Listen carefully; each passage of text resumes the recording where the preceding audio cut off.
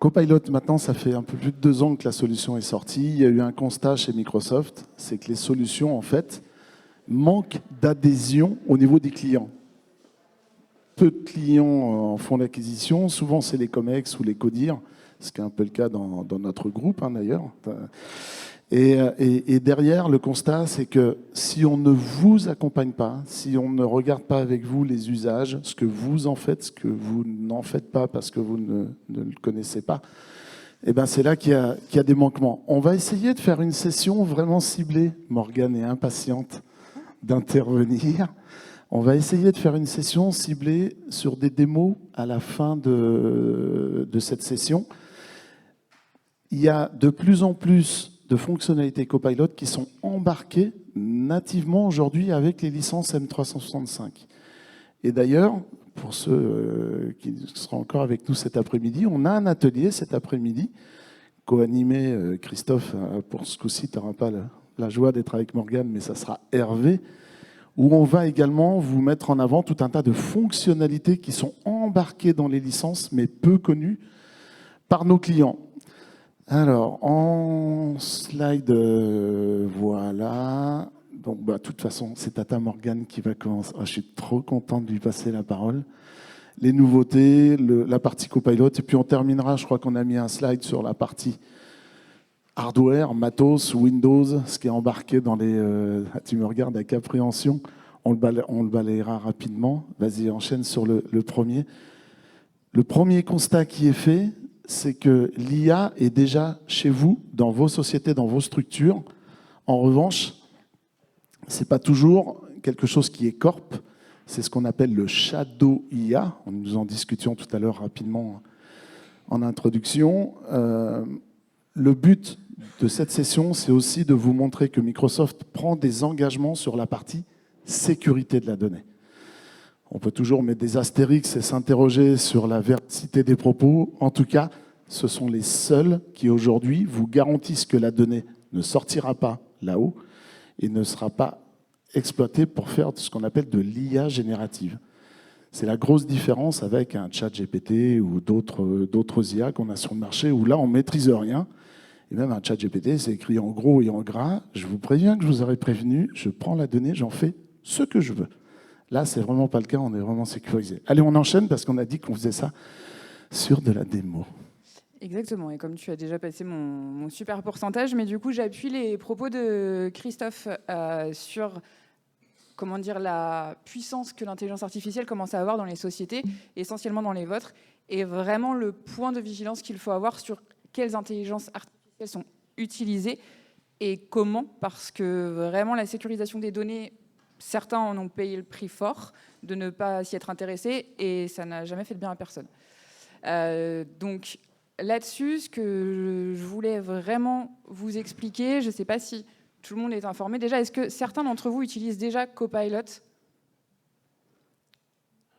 On a vu des mains qui sont levées, franchement, et d'autres plus timidement. Et est-ce que vous utilisez Copilot, donc la version payante, ou est-ce que vous utilisez Copilot Chat, donc la version gratuite ? Payante. Ok. Il y a encore beaucoup de potentiel, on est quand même pas mal. Donc, je voulais en fait aujourd'hui vraiment appuyer sur le fait qu'aujourd'hui Microsoft a rendu une version qui s'appelle donc Copilot Chat, qui va être la version gratuite de Copilot et qui va être accessible depuis toutes vos applications Microsoft 365 et qui va être accessible pour toutes les personnes qui ont une licence M365. Donc, l'utilité de ce Copilot Chat, non seulement ça va être d'avoir un environnement donc, sécurisé qui va être basé sur un GPT-5, tout comme ChatGPT, donc sur les mêmes modèles qu'OpenAI, et en l'occurrence sur des environnements totalement sécurisés pour vos entreprises. Je voudrais aussi préciser la différence, et vous me direz bien si c'est clair par la suite, parce que ce n'est pas toujours clair pour tout le monde, entre un Copilot Chat et un Copilot M365. Est-ce qu'on peut slide ? Merci. La différence entre un Copilot Chat et un Copilot M365, donc vous restez sur des environnements sécurisés, et je ne cesserai de le répéter parce que c'est surtout ce qu'il faut retenir avec Copilot. En l'occurrence, un Copilot Chat va être un accès direct depuis toutes vos applications Microsoft M365. Donc quand je dis application, on parle de PowerPoint, de Excel et tout ce qui s'ensuit. Donc vous avez les mêmes fonctionnalités que sur un chat GPT. Vous pouvez télécharger des dossiers, lui demander de les analyser, etc. En l'occurrence, vous n'avez pas accès à vos données d'entreprise. Donc, c'est-à-dire, quand je dis données d'entreprise, c'est qu'un Copilot M365, lui, il va être axé sur tout votre graphe. Ce que j'appelle votre graphe, ça va être vraiment votre partie tout ce qui va être lié à votre utilisateur. Donc, vos accès utilisateurs, vos réunions, vos mails, vos fichiers personnels, ceux auxquels vous avez accès par vos collaborateurs, et ainsi de suite. Ça, c'est des choses que le Copilot Chat ne pourra pas faire. Et c'est là qu'est toute la plus-value du Copilot M365. Donc, je te laisse reprendre sur toute la sécurisation des données autour de tout ça. Ah, le micro. Ce qui est super important, et la grosse différence sur les autres IA, c'est la sécurisation de vos données. Toutes les données qui sont intégrées dans 365 sont protégées par l'environnement 365. Donc on parle de ChatGPT, parce que c'est le plus connu, mais déjà, il faut se rappeler que le moteur de ChatGPT est utilisé dans Copilot. Donc de toute façon, on utilise la même machine. La seule chose, c'est qu'on va rajouter toute la sécurité qui est autour de Microsoft. Et aussi la notion de sécurité de vos droits. C'est-à-dire que autant que Copilot va avoir accès à toutes vos données, les résultats qu'il va afficher seront vraiment liés à vos accès. Donc vous aurez des informations différentes selon l'utilisateur. Mais vraiment, le plus important, c'est la sécurité. Les données ne sortiront pas. On va parler des nouveautés. On va parler des nouveautés. Pourquoi on parle des nouveautés? Parce que c'est très important et on sait que beaucoup de personnes ont M365 il y a déjà un an, qui a eu une adoption qui n'a pas forcément été aussi rapide pour différentes raisons. Certaines personnes ont été parfois déçues de l'utilisation de Copilot M365. Ce qu'il faut retenir avec un outil comme celui-ci, c'est qu'on investit dans un outil qui ne cessera de nous surprendre dans le positif par la suite. Et donc là, on va le voir ici avec les nouveautés. Donc très rapidement, parce qu'on va quand même donner plus de crédit à la démo à la fin pour que vous découvriez vraiment les outils. Ici, déjà, la grande nouveauté, donc celle qui est sortie il y a très très peu de temps, c'est que avant vous aviez un espèce de lag entre Copilot et ChatGPT, parce que l'un était sur un GPT-4 Turbo et l'autre sur un GPT-4o. Aujourd'hui, on a fait une unité, donc les deux sont sur un GPT-5.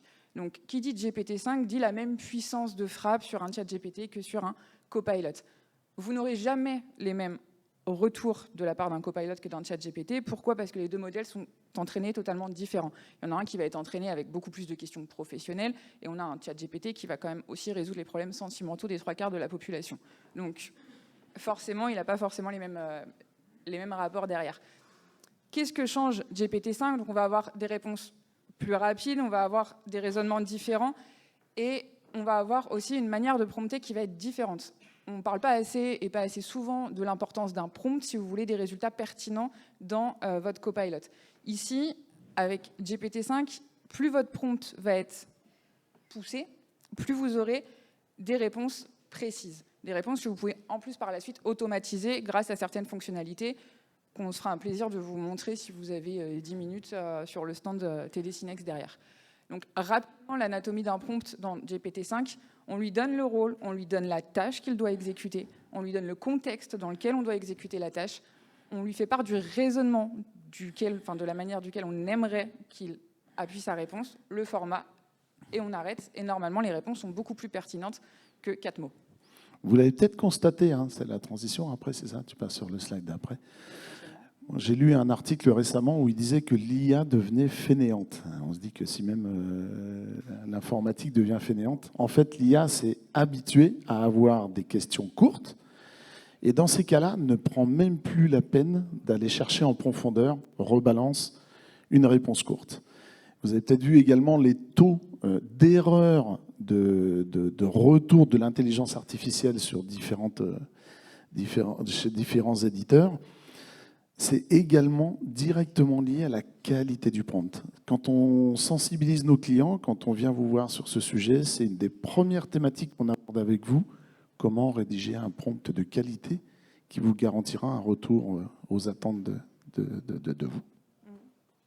C'est ça. Et si on avait utilisé Copilot, on aurait bien écrit ChatGPT sur notre slide et pas GTP. Voilà. Donc, oui, je te laisse reprendre cette slide. Une évolution, c'est on va retrouver vraiment un historique abouti sur Copilot. Donc on va vraiment pouvoir retrouver toutes les requêtes qu'on a faites à Copilot avec la possibilité de trier par agent. Vous verrez, on verra un petit peu après tout ce qui est la partie agent, mais on pourra naviguer sur les requêtes à l'endroit où on les a utilisées pour retrouver tout l'historique. On aura des systèmes très élargis sur la partie team, sur SharePoint. Il y a vraiment de très grosses évolutions sur le contenu, sur l'analyse du contenu. Donc il y a vraiment beaucoup de sources en plus aujourd'hui. Et Copilot évolue aussi, je fais une petite parenthèse, dans de nombreuses applications M365 que parfois, effectivement, je reviens sur ce que disait Christophe tout à l'heure, des usages que vous ne connaissez pas spécifiquement avec des licences que vous possédez déjà. Et il y a cet atelier donc avec Christophe toujours cet après-midi et Hervé qui pourra vous aider à voir beaucoup plus clair. Et on est là aussi pour ça. On a aussi des nouveautés dans tout ce qui va être Copilot Search. Donc ça veut dire que vous allez pouvoir paramétrer vos propres moteurs de recherche grâce à Copilot. Vous allez pouvoir connecter les sources que vous souhaitez et pouvoir approfondir. Donc là, ça commence à être quelque chose de pertinent quand vous allez avoir envie de faire un moteur de recherche dédié à vos environnements. Donc tout ça, ça va être configurable depuis l'Admin Center et vous pourrez mettre les extensions de votre propre modèle de votre propre Copilot Search dans vos navigateurs. Donc ça se pousse un petit peu derrière. À la fois, les utilisateurs pourront faire leur paramétrage, mais on aura aussi une vision en tant qu'administrateur. Donc on a deux facilités de réglage. Et Copilot Memory va être aussi la personnalisation de Copilot. C'était un des reproches qu'on avait autour de Copilot, c'est qu'il apprenait très peu de nous. Maintenant, on va avoir la possibilité à la fois de retrouver l'historique et surtout de voir ce qu'il a appris de nous et éventuellement de faire du ménage si on veut qu'il ne s'appuie pas sur ces informations-là. Mais on pourra naviguer sur toute cette notion de mémoire, ce qu'ils appellent Copilot Memory.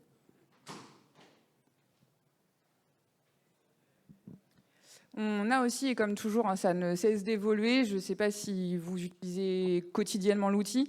Nous, je sais quand on l'utilise, et essentiellement dans des situations de démonstration d'outils, tous les jours, on découvre des nouveautés sur Copilot et on en est tous surpris à chaque fois. Ça nous vaut des beaux moments de solitude. Là où Copilot évolue aussi, c'est dans le référencement des dossiers et des fichiers, et dans la possibilité surtout de passer d'un fichier Excel à une autre application. On était quand même limité pendant quelques temps sur la possibilité, depuis un Excel, de passer sur un PowerPoint ou depuis un fichier Word, de pouvoir faire un PowerPoint précis. Aujourd'hui, le référencement des fichiers, que ce soit des Excel ou autres, est beaucoup plus fluide et beaucoup plus pertinent.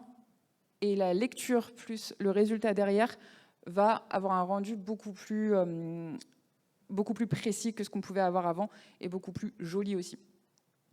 Après, on a des nouveautés qui sont vraiment minimes, mais qui peuvent être importantes, c'est-à-dire que les formats de style qui n'étaient pas spécifiquement gardés avant vont aujourd'hui être respectés par Copilot dans les fichiers Word et dans les fichiers Excel.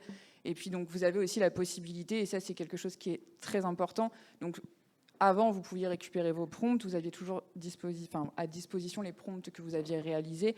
Là, aujourd'hui, si vous avez perdu vos prompts, vous pouvez avoir accès à vos prompts récents. Donc, qui plus est, si vous les enregistrez pour les automatiser, c'est très pratique de pouvoir directement relancer vos drafts depuis vos applications.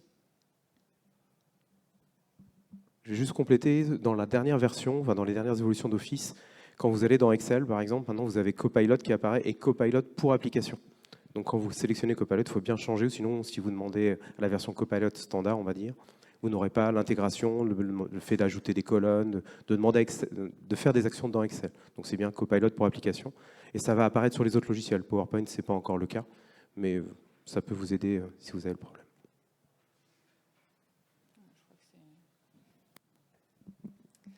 Donc Copilot, on parle de Copilot, on parle d'adoption. Copilot, c'est quand même un outil qui est payant quand on passe sur le Copilot M365. Et c'est un outil qui doit quand même être suivi aussi, y compris sur le Copilot Chat, donc la version gratuite. Donc aujourd'hui, c'est très important donc pour tous les administrateurs de pouvoir suivre les usages. Non seulement les usages des versions payantes, et quand je dis usage, je ne dis pas qui écrit quoi comme prompt et qui fait quelle recherche, c'est juste, est-ce qu'aujourd'hui, la licence Copilot M365 est bien adoptée derrière par les utilisateurs, et est-ce que la licence Copilot Chat est aussi adoptée? Est-ce qu'il y a besoin de former les équipes? On n'oublie pas qu'on parle quand même toujours de change management avec l'intelligence artificielle. Après, les équipes de Cricri et Cricri sont là pour vous accompagner là-dessus au quotidien, donc sur tout ce qui va être adoption, sur tout ce qui va être formation et tout ce qui s'ensuit. Mais aujourd'hui, vous avez des nouveaux rapports d'usage donc pour pouvoir justement bien vérifier ces usages-là. Vous pouvez identifier les utilisateurs qui vont pouvoir recevoir des licences, qui vont être prêts à recevoir des licences, mesurer l'utilisation globale de Copilot et savoir dans quelles applications vos collaborateurs vont utiliser le plus fréquemment Copilot. Ça, c'est excellent. Merci Morgane, parce que c'est l'outil qui est mis à notre disposition par Microsoft, enfin les outils, parce qu'il y a plusieurs dashboards, plusieurs tableaux de bord, qui nous permettent, quand on vient au-devant de vous, d'identifier effectivement les usages qui ne sont pas forcément exploités.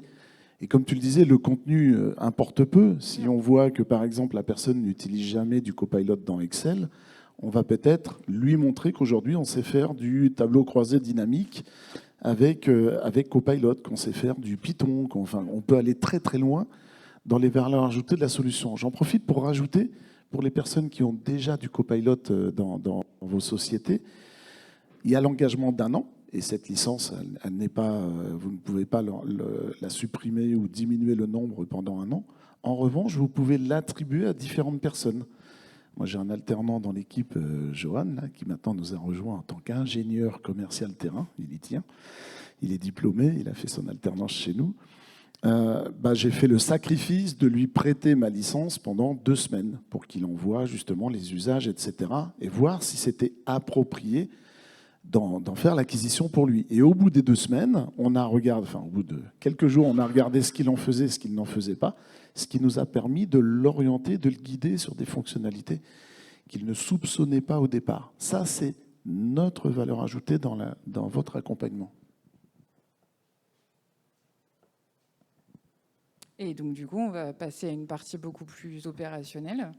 Donc, je vais rapidement... toi, tu vas présenter les agents existants. Moi, je voulais simplement vous parler de la différence entre un agent possible d'être créé avec M365 Copilot et la différence avec un studio. Mais je vais te laisser d'abord reprendre la parole sur ces différents agents existants. L'idée, c'est de vous présenter les quelques agents qui sont intégrés à Copilot aujourd'hui. Donc, on va voir l'agent recherche. Donc là encore, on a un petit souci avec la langue parce qu'il existe Search en anglais et Research dans Copilot. Donc Search va être le moteur de recherche et Research va être plutôt l'outil d'analyse en profondeur. Donc on va lui demander une analyse, une requête. Je vous ferai voir les différences. Donc attention avec la subtilité du français.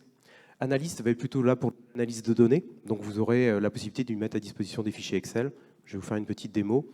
Write Coaching, ça va être de l'accompagnement pour vous aider à écrire. Donc, c'était ce qui était intégré directement dans Word, Excel ou dans PowerPoint. Là, il est intégré directement dans Copilot. On va demander, je veux rédiger tel type de document.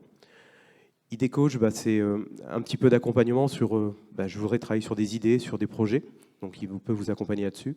Learning Coach, vous voudriez apprendre l'italien ou n'importe quoi, vous lui demandez de vous accompagner. Il va vous faire un programme de formation, vous donner des sites web, des références où vous pouvez apprendre. On fera quelques démos là-dessus. Et puis la partie sondage qui va permettre de générer des sondages. Je ne vais pas tous les faire, je vais faire que recherche, analyste, learning coach pour commencer. Après, on est ouvert si vous avez des questions ensuite. Donc analyste, je vais vous donner juste un exemple concret. Là, c'est simple, j'ai pris un fichier d'inventaire. C'est très informatique, je suis désolé. Mais voilà, on a sorti un inventaire du parc d'un client. Donc, tout simplement, la liste des PC. Et on a demandé analyse, juste simplement, voilà, j'ai juste mis le fichier. Donc là, je ne me suis même pas embêté à faire un prompt. Juste, je lui ai mis le fichier. Et je l'ai laissé travailler tout seul. C'est parfois un petit peu long, donc ces agents-là demandent beaucoup de ressources, on va dire, d'IA. Donc attention, les traitements peuvent être longs. Donc quand vous les lancez, vous pouvez passer à autre chose, ils vont travailler et vous aurez un petit pop-up pour vous prévenir que c'est terminé. Donc là, on voit qu'il avance tranquillement. Donc là, et je vais vous faire voir le résultat. Il faut que je quitte.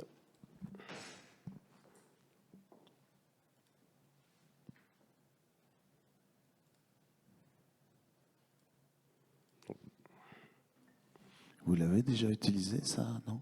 Pas encore. Hein. Les agents, c'est récent, c'est sorti quoi? Juste avant l'été, là, au printemps, je crois, à peu près. Non? Ouais. Ouais, grosse diversification et des rajouts au fur et à mesure. Vas-y, mon kiki. Donc là, c'est tout simplement mon fichier Excel, et là, c'est le résultat. C'est-à-dire qu'il m'a fait une analyse du fichier en me sortant un inventaire du parc, en me faisant des détails par site, par typologie de poste, parce qu'il y a de l'administratif pédagogique, parce que c'est un centre de formation.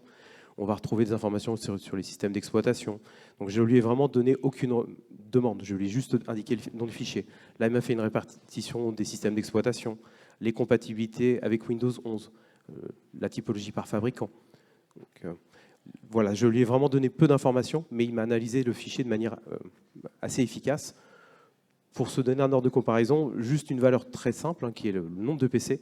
Je l'ai fait sur d'autres IA en mettant juste le fichier. Il y avait des erreurs. Même sur Copilot en version non analyste, il m'a trouvé juste la somme des PC incorrecte. Alors après, j'ai pu lui demander de corriger en promptant, mais lui m'a sorti un résultat vraiment approfondi rapidement. On lui a rien demandé. Il a dit, tiens, comment je peux t'aider à interpréter ce fichier? Juste un peu plus bas, d'ailleurs, il y a la partie Windows 10, Windows 11. C'est un tout petit peu d'actualité parce que dans quelques jours, le support officiel de 2010 s'arrête. Il y a des possibilités de prolonger pendant un an. Microsoft s'est réveillé en début de mois en disant il y a peut-être des clients qui sont en difficulté. C'est quand même incroyable. Vas-y, continue ta démo, mon cri-cri. Quand on lui pose le fichier, on lui demande, je lui ai juste demandé, juste indiquer le nom du fichier. Il a commencé à me poser des questions parce qu'il a vu l'analyse du fichier. Donc là, j'avais fait simple. J'ai dit, je te fais confiance, donne-moi un résultat. De toute façon, dès qu'il va analyser le fichier ou les fichiers, il va commencer à vous dire qu'est-ce que vous voulez en faire, de manière à ce que ce soit plus efficace. Ensuite, l'idée, c'était de vous parler de recherche. Donc, recherche, c'est la même chose. Donc, on va pouvoir faire une analyse assez profonde et assez longue. Donc, il faut vraiment être prudent sur le temps. Donc là, je lui ai demandé de me faire une analyse entre GPT-4 et GPT-5. Donc, je vais juste remettre... On voit l'impression d'écran, ce sera plus parlant. Donc il a tout de suite détecté. Bon, il m'a répondu en disant que je voulais une étude comparative. Je lui ai dit, et là il a commencé à me dire qu'est-ce que vous voulez en faire de cette étude. Soyez plus précis. Donc là je lui ai dit de me faire confiance. Donc j'ai tout simplement répondu vas-y. Et pour voir le résultat, pour comparer, j'ai fait la version Copilot standard. Donc là je retrouve un petit tableau assez synthétique des informations. Et pour vous donner un ordre d'idée, avec la version recherche, donc qui a pris 5 et 10 minutes, je vais avoir un tableau, un document de quelques pages, donc il en fait 18 pour être précis, avec vraiment tous les points importants liés à l'intelligence artificielle, sur les performances et capacités, avec bien sûr un raisonnement à la fin, des conclusions très abouties. Donc c'est vraiment quelque chose que vous pouvez utiliser dans différents domaines. Moi, j'ai utilisé sur des domaines de médecine. J'ai lancé des analyses sur de la médecine, avec des dossiers patients anonymisés sur des gènes médicaux. J'ai demandé de me sortir un article. Il m'a généré un article. Alors, bien sûr, il y avait des erreurs. Ça, il faut toujours relire. Mais c'est quand même très poussé dans tous les domaines. Donc, il ne faut pas hésiter à s'en servir. On l'a testé aussi. On a beaucoup de clients, cabinets d'avocats, cabinets financiers, cabinets de conseil qui nous font confiance. Et moi, on l'a testé avec un cabinet d'avocats qui recherchait par rapport à une jurisprudence et tout l'historique, l'anticité de ces dossiers. Ça a été hyper profond dans la recherche des éléments du client pour restituer, pareil, un rapport hyper complet, ce qui permet en fait au cabinet d'identifier tout de suite les dossiers clients qui sont potentiellement concernés. Là, je vais vous faire une démo de Learning Coach maintenant. Donc là, c'est un assistant. Donc là, j'ai déjà pré-questionné. Donc je vais tout simplement demander pour améliorer ma résilience sur la cybersécurité. Donc là, il m'a proposé déjà de m'aider en me faisant un petit récap de ce que je voudrais. Donc le niveau débutant, le niveau intermédiaire, éventuellement le niveau avancé. Derrière, avec un plan d'action. Je peux lui demander éventuellement de continuer d'avancer. Donc, je peux lui demander de me créer un plan d'apprentissage personnalisé. Il peut me générer des fichiers de suivi par rapport à la formation. Il va pouvoir m'indiquer des liens. Donc là, c'est vraiment très varié. J'ai fait le test sur des langues. Il va me donner des sites où je vais pouvoir apprendre l'italien gratuitement avec des posts. Là, il va même me citer des liens comme c'était cybersécurité, le site du gouvernement. Donc, on va vraiment avoir quelque chose qui peut vous aider à apprendre.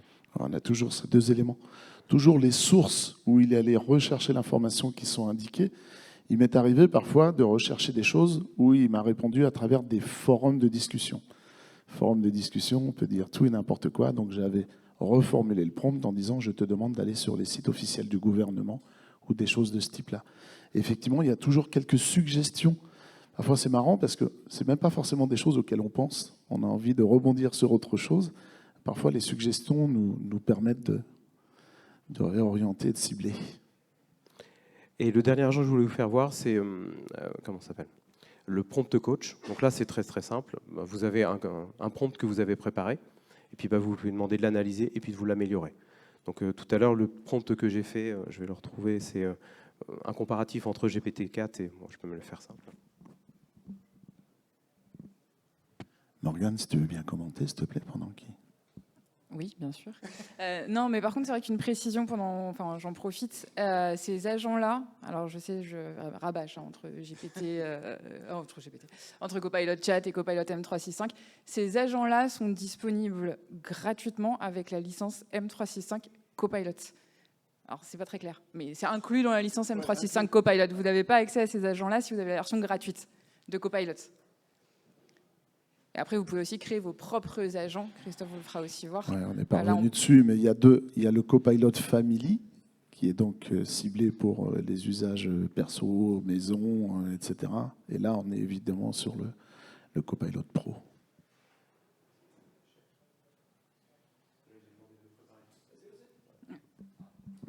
Donc là, c'est l'effet démo. Donc je lui ai demandé de juste le comparatif, mais ils ne m'aident pas à faire le prompt.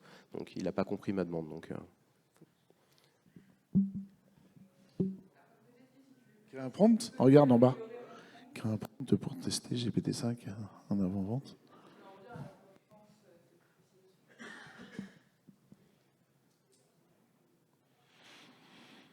Mais là, on va retrouver les informations que tu as données tout à l'heure, l'objectif, le contexte, la source, les attentes. Et derrière, je peux lui demander de me générer le prompt que je pourrais copier dans la version Copilot. Ce qu'on oublie aussi, c'est un petit peu l'interaction entre les différents outils. On peut très bien lui dire, écoute, fais-moi-en une procédure. Alors, l'exemple n'est pas adapté, approprié, mais fais-moi une procédure ou un process avec ce résultat en Word. Et hop, il va transférer tout ça, etc. Construis-moi une dizaine de slides sur ces retours. Et il va faire au début, c'était pas tout à fait exact d'ailleurs, ça fait partie des choses qui se sont améliorées. Et ça, après, effectivement, on n'aura jamais le temps de tout vous présenter maintenant pendant ce laps de temps, mais pour toutes ces démonstrations, application par application, etc., on est en bas, on a les outils, donc vous pouvez venir sur le stand, on vous fera la démo. Tu vas reprendre la parole, c'est Copilot et les agents. Donc c'est effectivement ce que je voulais préciser. Donc là, on parlait des agents qui sont inclus dans M365 Copilot.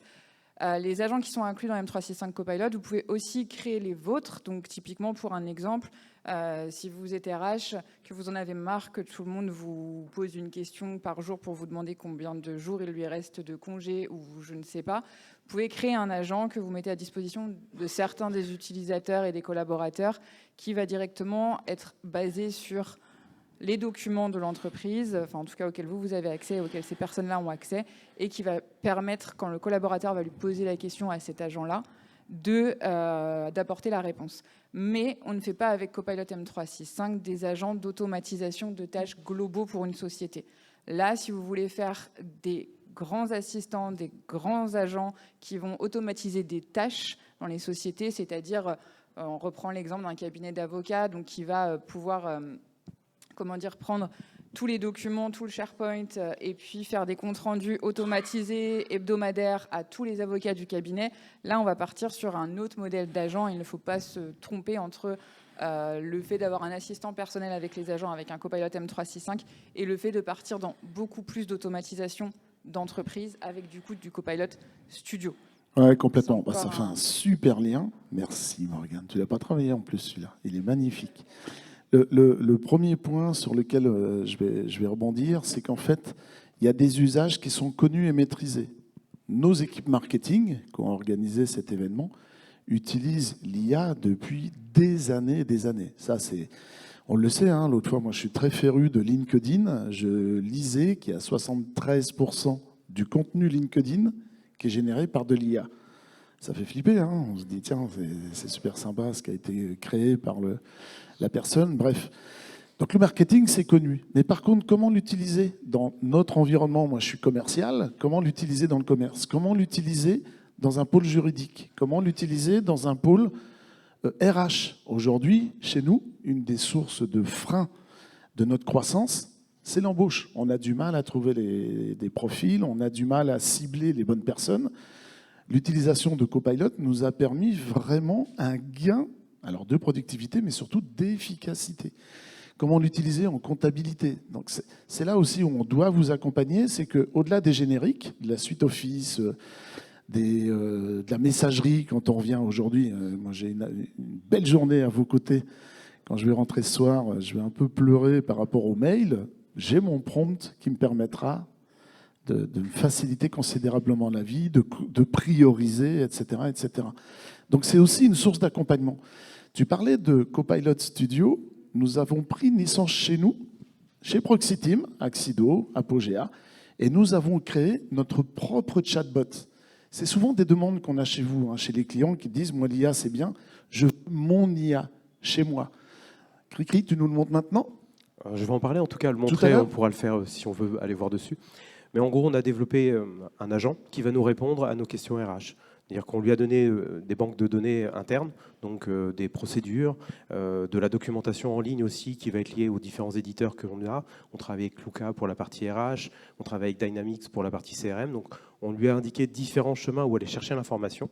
Et ce qui permet que tous les collaborateurs, même ceux qui n'ont pas de licence, peuvent interroger cet agent et vont pouvoir aller chercher très vite la donnée. Et donc la procédure qui leur va bien, comment faire mes congés ou autre. Donc là, l'objectif, c'est de mettre Copilot à tous les utilisateurs, même ceux qui n'ont pas de licence. C'est important, ça. Il n'y a pas besoin de... 10 minutes, c'est ça? Merci, Gauthier. Il n'y a pas besoin de licence pour l'ensemble des collaborateurs. Et chez nous, le Proxia, on l'a appelé comme ça, Proxiteam, intelligence artificielle. Ouh, on aurait pu faire une hola quand même, c'est super bien trouvé. Le Proxia a été ciblé sur 3 contextes et 3 environnements. Les ressources humaines. Comment poser des congés, je déménage, est-ce que j'ai le droit à quelque chose en plus? J'ai un décès dans ma famille, bon, on va essayer de rebondir sur des trucs un peu plus fun. Tout ce qui est RH, les notes de frais, tout ce qui est associé à ça. Il y a également l'organigramme de l'entreprise, etc. Tout ce qui est services généraux. J'ai un véhicule de fonction, comment ça se passe pour ceci? La carte Navigo, comment je peux l'obtenir pour le remboursement? Et tout ce qui est CRM. Alors le CRM, en tant que DIRCO, autant vous dire que j'en rêve la nuit, mais c'est des rêves, c'est pas des cauchemars. C'est une obsession vis-à-vis des commerciaux pour que vos informations, les informations qui vous concernent, soient à jour au niveau des interlocuteurs, au niveau des projets qui ont été déroulés, qui ont été faits, etc. Le commercial, généralement, il voit ça en mode greux, remplir le CRM. Eh bien, avec Proxia, comment créer un nouveau compte de prospect? Comment générer l'impression d'un devis en PDF, etc., etc. Donc, les 3 grosses rubriques, c'est ce que nous avons ciblé pour cet usage. Tu nous le montres ou pas? C'était pas prévu. Eh bien, allez, tant pis pour toi. On a 10 minutes et c'est bien parce qu'on va avoir le temps. Alors, j'ai déjà utilisé cet exemple l'année dernière. Il y a l'exemple de donne-moi le salaire de la direction. Et ça, je ne sais pas si vous l'avez entendu, essaye. Donne-moi le salaire de Christophe. Et en fait, il y a eu des exemples qui ont fait énormément de bruit parce que l'IA a répondu, ben voilà, le DG, le président, le DAF sont à tel niveau de salaire. Et là, la première réaction qu'on avait, c'était de dire, mais ça fait flipper ton truc là, ton IA, c'est super dangereux.